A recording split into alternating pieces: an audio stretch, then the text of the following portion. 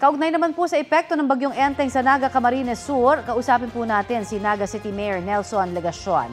Magandang umaga at welcome po sa Balitang Hali, Mayor. Magandang umaga po, Ms. Connie, at sa lahat po ng nakikinig, nanonood ng inyong programa. Magandang umaga po. Gaano ho katindi yung effect ng bagyong Enteng sa inyong pong probinsya para magdeklara ho kayo ng state of calamity?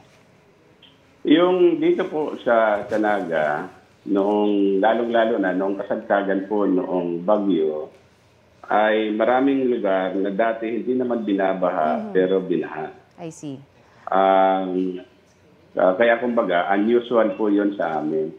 May mga lugar na sadyang pag malakas yung tubig o kaya pag may bagyo, binabaha. Pero nagulat po kami na maraming mga lugar na dati, yun na nga, hindi naman binabaha pero ngayon binaha. I see. Okay. At ngayon ay pangatlong araw na, Martes ngayon, pangalawa, papasok tayo sa pangatlong araw. Pero may mga lugar pa din na baha pa. At yun yung observation natin sa pag-ikot ngayong umaga. Kamusta po yung relief operation efforts po sa mga residenteng apektado pa rin po ng bagya, ng baha dahil po sa bagyong Enteng? Ongoing pa rin po tayo sa relief operations. Nagsimula po tayo kahapon pa ng umaga. Agad-agad pagkatapos po ng bagyo, sinimula natin yung pagbibigay ng ayuda sa mga evacuees at patuloy po yung ginagawa natin ngayon. Pero isusunod po natin kasi marami pong mga hindi nag-evacuate pero binaha po yung kanilang mga lugar, kanilang mga bahay.